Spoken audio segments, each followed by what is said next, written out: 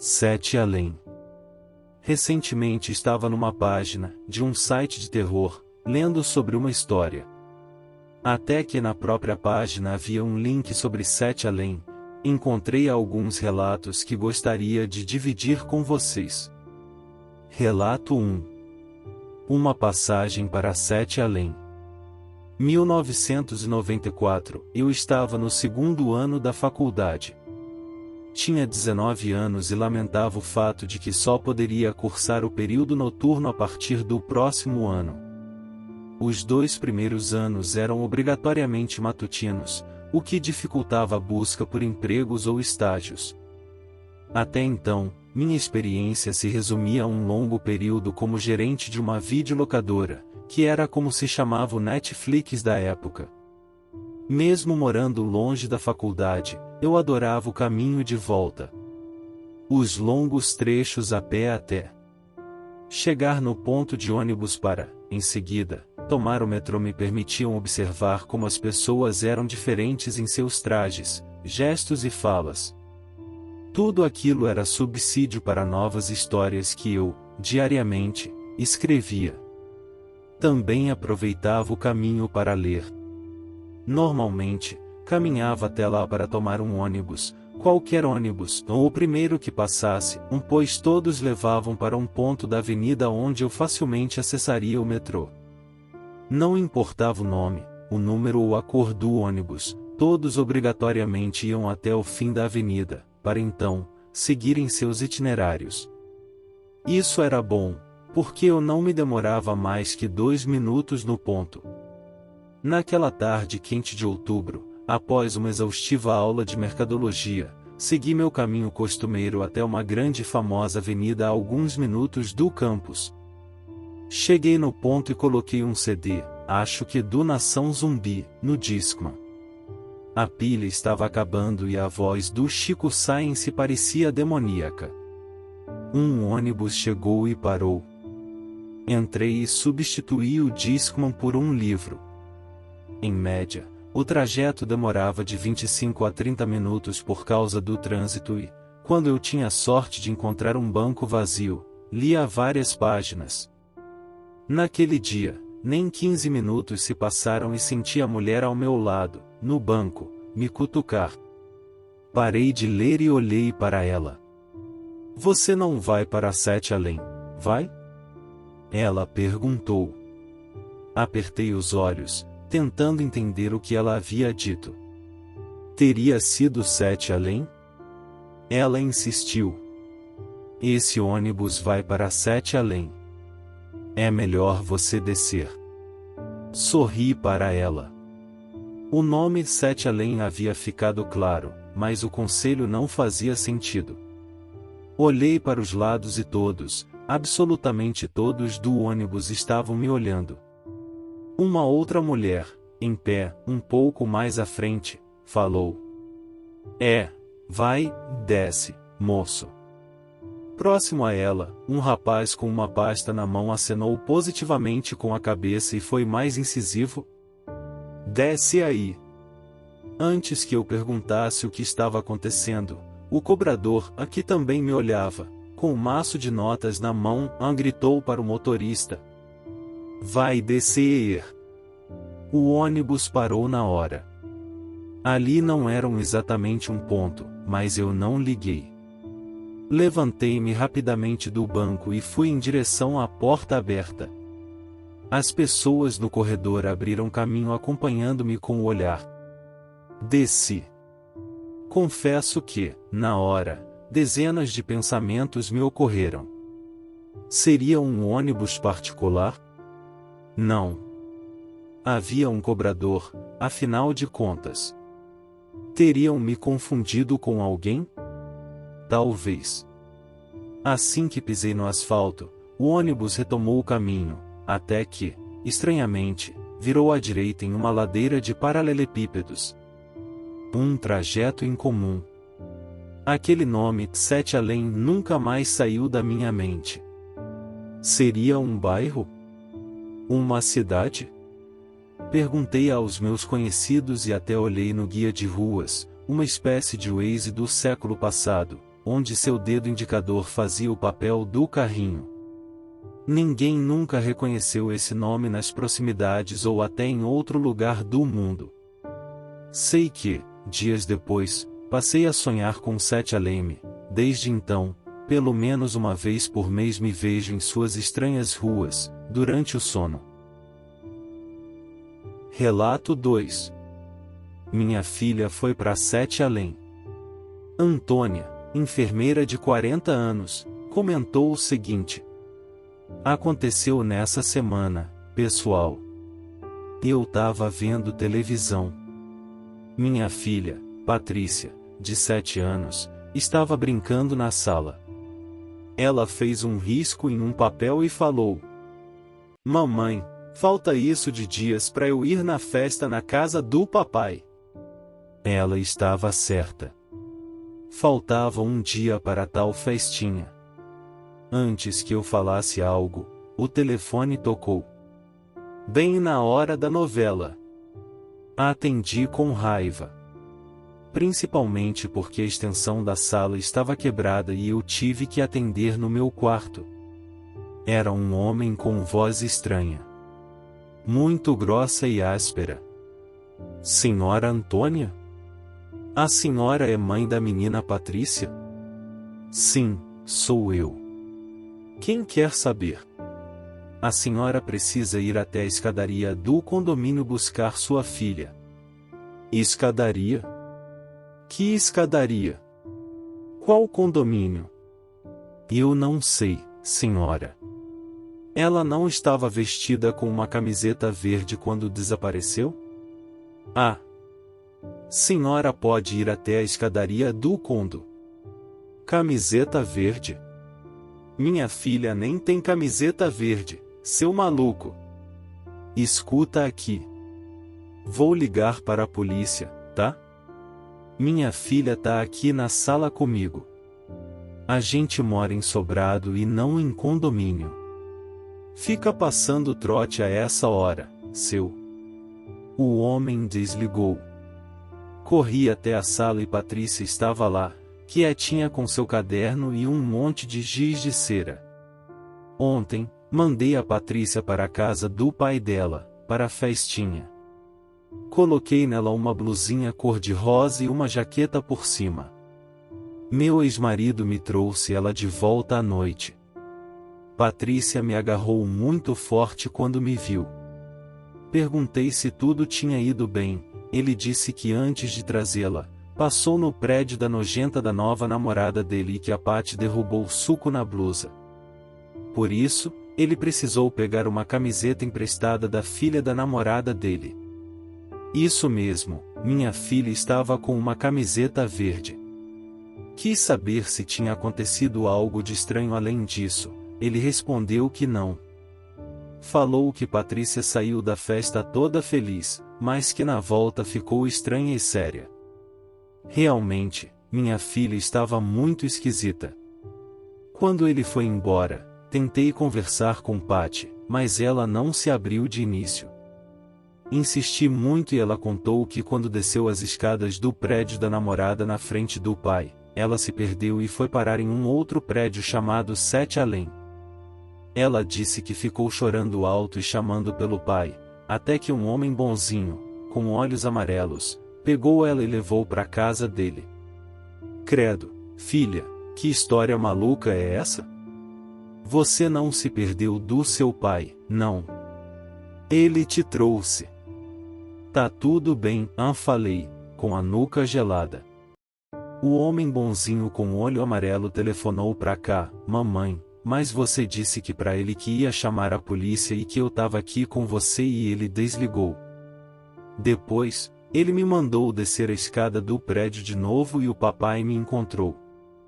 Somente agora há pouco, é que minha filha veio me mostrar uma folha de papel com 7 riscos. Perguntei o que era aquilo e ela falou: foi isso de dias que eu fiquei na casa do homem, longe de você, mamãe. Não sei o que dizer. Minha filha passou apenas algumas horas longe de mim, mas consegue contar com convicção cada um dos detalhes dos 7 dias em que ficou hospedada na casa do homem bonzinho de olhos amarelos que mora em 7 além. Relato 3. Os amigos Office Boys. Elisa, da Bahia, postou o seguinte comentário: Oi, me chamo Elisa e tenho 17 anos. Não esquentem com esse negócio. Aqui na minha cidade, sou nordestina, tá? 3 amigos meus vivem falando de 7 além, 7 além, 7 além. Eles falam que já foram para lá e conhecem gente que veio de lá e se perdeu aqui. Eles trabalham na rua levando documentos e enrolando.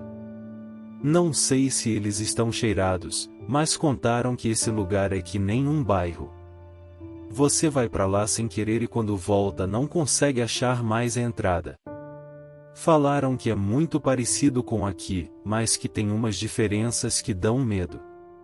Também falaram que é lugar muito grande mesmo. Meu amigo Giba disse que o pessoal de 7 além sabe daqui, mas que a gente não pode saber de lá ainda. Uma garota de lá que ele conheceu falou que algumas autoridades daqui conhecem 7 além, mas não contam pro povo porque não iam saber explicar o que é aquele lugar. Eu acho tudo mentira, mas como encontrei essa comunidade, quis contar.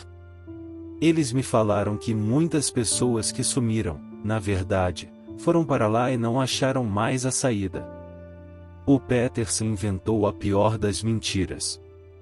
Ele falou que encontrou o Marcelo, primo dele que desapareceu nos anos 80. Ele disse que conversou com o cara e ele nem sabe que está desaparecido. Ele acha que ainda tá nos anos 80, imagina só! O Peterson falou que esse primo dele tá preso nos anos 80. Que bosta, né? Mentira lascada. Só entrei aqui para contar isso. Relato 4. O banheiro do shopping. Júlio, um rapaz de Porto Alegre, Rio Grande do Sul, narrou a seguinte experiência. Meu nome é Júlio, trabalho em uma academia em Porto Alegre. Fiquei feliz por ver essa comunidade porque esse maldito nome não me sai da cabeça. Há 6 meses, fui com a minha namorada ao cinema. Fomos comemorar 2 anos de namoro. Fizemos aquele programa básico, jantamos no shopping e depois fomos assistir ao filme. Assim que saímos da sessão, caminhamos pelos corredores para olhar as vitrines. Minha namorada disse que iria comprar uma bolsa e me pediu para esperá-la próximo a uma loja de revistas. Desconfiei que ela queria me fazer uma surpresa de namoro, concordei e fui olhar algumas revistas da banca. Disse a ela que a aguardaria lá e ela retrucou dizendo que não demoraria. Assim que ela se afastou, fui ao banheiro que ficava exatamente no corredor em frente à loja de revistas. Havia 4 ou 5 pessoas no local que é bem grande. Todos os mictórios, porém, estavam ocupados, por isso, fui a um reservado. Jogo rápido, nem cheguei a travar a porta. Tirei meu celular do cinto e o coloquei sobre uma para de madeira. O mais estranho é que não fiquei nem 2 minutos dentro do reservado. Ouvi risos de crianças no banheiro e conversas. Assim que terminei de urinar, saí. Não sei se consigo descrever, mas já havia algo estranho no banheiro. Não sou muito de reparar em detalhes. Minha namorada é. Ela é virginiana. Apesar disso, notei que algo havia mudado. Começando pelas luzes que estavam amareladas e não brancas. Muito amareladas, quero dizer. Uma faixa verde bem grossa cruzava a parede e os espelhos estavam menores. Não havia ninguém lá dentro. Nem as crianças que haviam gargalhado há poucos segundos. Lavei as mãos e achei que estivesse ficando louco. Para mim, a água estava meio morna e muito, muito grossa. Nojenta, para falar a verdade. Procurei por papel e não encontrei. Saí balançando as mãos para secarem no ar. Fora do banheiro, achei que fosse desmaiar. Achei que havia saído pela porta errada ou entrando em algum corredor novo. Bom, pelo menos, foi o que tentei acreditar. O shopping estava parecendo, na verdade, uma galeria. Ainda era um shopping, conceitualmente, mas estava bem mais velho e desgastado. A luz era fraca e as lojas pareciam amontoados de produtos. Tudo muito feio. Andei acelerado até uma área mais aberta e tive a certeza de que não estava mais em um lugar conhecido. Nada era parecido com o que eu já havia visto em algum lugar na minha cidade ou até na televisão. Começando por pequenos detalhes que me assustaram. Havia uns aquários do tamanho de latas de lixo espalhados em todo lugar. Dentro desses aquários, eu identifiquei uma espécie de pano, sei lá, parecia um pedaço de cobertor roxo que ficava se mexendo dentro desses aquários. As pessoas iam até esses aquários e colocavam as duas mãos em cima e começavam a rir. E eram risadas feias, como se tossissem com o peito cheio de catarro. Fiquei parado, olhando para esses aquários. As pessoas vinham em grupos de 2 ou 3, encostavam e riam. Mexi a cabeça para os lados rapidamente procurando minha namorada. Tudo o que eu queria era entender o que estava acontecendo e ver um rosto conhecido. As pessoas passavam por mim e me ignoravam. Eram parecidas com pessoas normais, mas ainda assim, não eram totalmente normais. Elas eram parecidas entre elas também. Não idênticas, como gêmeos. Não sei explicar. É como quando você viaja para um país diferente onde as pessoas têm traços parecidos, mas também têm traços particulares. Ah, e a revistaria não estava mais lá. No local, um homem vendia peças ou algo assim. Ele tinha uma mesa grande de madeira rústica com vários objetos pretos que pareciam ser de ferro. Os objetos tinham formatos estranhos, ganchos, ferraduras e engrenagens. Cheguei perto e ele perguntou se eu ia trocar ou comprar. Eu não respondi. Uma menina de, mais ou menos, 7 anos, se aproximou e pegou uma peça de ferro que parecia uma colher negra e mostrou para a mãe dela. A mãe se aproximou e pegou uma carteira para pagar. A garota apontou a colher para mim e eu pude ver bem seu rosto. Era normal, mas também tinha algo de muito estranho. Não sei se eram as sobrancelhas ou a distância dos olhos. Senti um medo inexplicável. O olhar da menina passava uma maldade sem tamanho.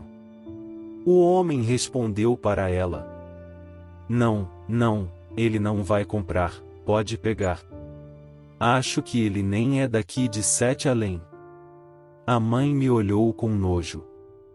Tomou a colher da menina, colocou de volta na mesa e puxou a filha para longe de mim, como se eu tivesse uma doença. Comecei a ficar tonto e me sentei em um banco de madeira que era muito parecido com os bancos normais de shopping, exceto que esse era bem mais baixos e só acomodavam uma pessoa. Vi outros bancos desses naquele local. Um som alto tocou e todo mundo parou e olhou para cima. Era um barulho alto e grave como aquelas buzinas de navio que a gente vê em filme. Depois que o som parou, todos retomaram seus caminhos. Pensei na minha namorada e na minha mãe. Aquilo só podia ser um sonho. Levantei rápido e fiquei tão tonto que precisei me apoiar em uma vitrine que, falo de todo o meu coração, vendia pombas vivas. Pombas! Umas 10 pombas andavam por lá, tentavam voar e se bicavam atrás da vitrine de vidro. Gritei. As pessoas começaram a me olhar e a apontar para mim. Cochichavam. Decidi ligar para minha namorada. Coloquei a mão no cinto e meu celular não estava mais preso a ele. Eu o havia esquecido na aparador reservado. Voltei pelo corredor e entrei rapidamente no banheiro. 3 homens estavam sentados no chão do banheiro. Um deles, debaixo da pia. Conversavam algo que eu não quis nem saber. Pulei por cima deles e entrei no reservado. Meu celular ainda estava lá. Tranquei a porta, sentei no vaso e tentei ligar para minha namorada, mas não consegui. O aparelho estava simplesmente apagado. Apertei os botões com força, mas não adiantou. Ouvi risos de crianças novamente. Fiquei lá uns 10 minutos, até que alguém bateu na porta. Era o rapaz da revistaria. Ele disse que havia me visto entrar no banheiro e que minha namorada já estava me aguardando na banca dele. Ele perguntou se eu estava passando mal ou algo do gênero. O banheiro estava claro e o shopping estava normal. Minha namorada não acreditou em mim, mas viu que eu estava realmente muito nervoso. Foi o pior dia da minha vida. Estraguei nossa comemoração passando mal do estômago horas depois. Não voltei ainda ao shopping e estou pensando seriamente em fazer terapia. Eu achei que tinha ficado louco até achar essa comunidade com o mesmo nome dito pelo homem daquela banca bizarra. 7 além, Deus me livre existir um lugar daquele. Eu li o seu relato no BuzzFeed e fiquei maluco porque pensei que isso só tinha acontecido comigo. E fiquei mais surpreso ainda por saber que outras pessoas falaram contigo sobre experiências parecidas. Relato 5. Sou pernambucano e moro em Olinda. Aqui, temos uma espécie de sítio histórico com igrejas antigas e uma grande praça onde ocorrem algumas festas regionais. Eu estava passeando de bicicleta por lá em uma segunda-feira à tarde, sem destino fixo. Poucas pessoas circulavam na região, naquele dia. Quando dei por mim, estava em um lugar que nunca tinha visto antes, um local novo, para mim, naquele sítio. Havia, também, pessoas estranhas. Todas ficaram me encarando. Parei para tomar água, até que uma senhora se aproximou e perguntou se eu era de lá mesmo. Ela tinha um forte sotaque do sul do Brasil. Respondi que sim, que eu era pernambucano e que estive toda a minha vida em Olinda. Então, ela me olhou fundo e respondeu: "Não, meu filho, você não é daqui, não." Fiquei todo arrepiado e saí de lá rapidamente.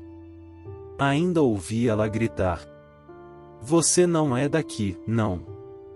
Volta pro seu lugar."